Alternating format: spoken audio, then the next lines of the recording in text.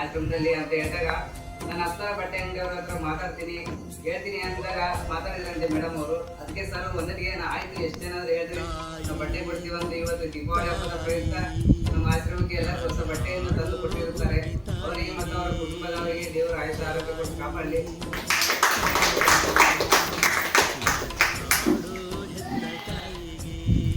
ನಾನು ದಿನನಿತ್ಯ ಕೇಳ್ತಾ ಇರ್ತೀನಿ, ಇವತ್ತು ಯಾರು ಬಂದಿದ್ದು, ಏನು ಕೊಟ್ಟರು, ಹೇಗೆ ಕೊಟ್ಟರು ಅಂತ ಬಸವರಾಜನ ಹತ್ರ ಯಾವಾಗಲೂ ಕೇಳ್ತಾ ಇರ್ತೀನಿ.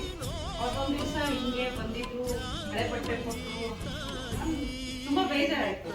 ಯಾಕೆ ಹಳೆ ಬಟ್ಟೆ?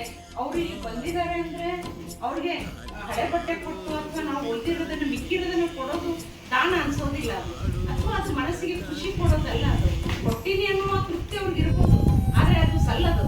ಅದಕ್ಕೆ ನಾನು ಇಮಿಡಿಯೇಟ್ ಆಗಿ ಬಸವರಾಜನ ಎದುರುಗಡೆ ಅಪ್ಸರಾ ಟೆಕ್ಸ್ಟೈಲ್ ಫೋನ್ ಮಾಡಿದೆ, ದೀಪಾವಳಿ ಹಬ್ಬಕ್ಕೆ ನಮ್ಮ ಆಶ್ರಮದವ್ರಿಗೆ ಬಟ್ಟೆ ಕೊಡಿ ಅಂತ. ಯಾವುದೇ ಒಂದು ಹಿಂದೆ ಮುಂದೆ ನೋಡ್ದೇನೆ ಆಯ್ತು ಎಷ್ಟು ಜನ ಇದ್ದಾರೆ, ಎಷ್ಟು ಶರ್ಟ್ ಬೇಕು, ಎಷ್ಟು ಲುಂಗಿ ಬೇಕು, ಎಷ್ಟು ಸೀರೆ ಬೇಕು, ತುಂಬಾ ಹಣ ತುಂಬಾ ಜನರ ಹತ್ರ ಇದೆ. ಅದಕ್ಕೆ ಕೊಡೋ ಮನಸ್ಸು ಬಹಳ ಮುಖ್ಯ.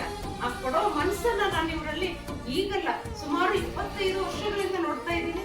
ನಾವ್ ಏನೇ ಕೇಳಿದ್ರು ಕೂಡ ಇಮಿಡಿಯೇಟ್ ಅದನ್ನ ಸ್ಯಾಂಕ್ಷನ್ ಮಾಡ್ಬಿಡ್ತಾರೆ. ಅಂದ್ರೆ ಆಮೇಲೆ ನಾನು ನಮ್ಮ ಕಾಲೇಜು ಹುಡುಗಿಯರಿಗೆ ಒಂದು 15-20 ಹುಡುಗಿಯರಿಗೆ ಬಟ್ಟೆ ಕೊಡ್ಬೇಕು ಅಂತ ಹೇಳಿದಾಗ ನಾನ್ ಕೊಡ್ತೀನಿ, ಅದೆಷ್ಟಾಗುತ್ತೆ ನಾವು ಫೋನ್ ಪೇ ಮಾಡ್ತೀನಿ ಅಂತ. ಬೇಡ ನಾವೇ ಕೊಡ್ತೀವಿ ಅಂತ ಅದನ್ನೂ ಕೂಡ ಅವರೇ ಕೊಡ್ತಾ ಇದ್ದಾರೆ.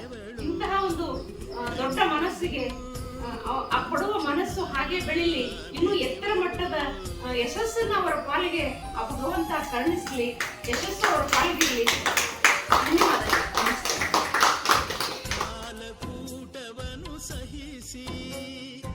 ಕಾಮಕೂಟ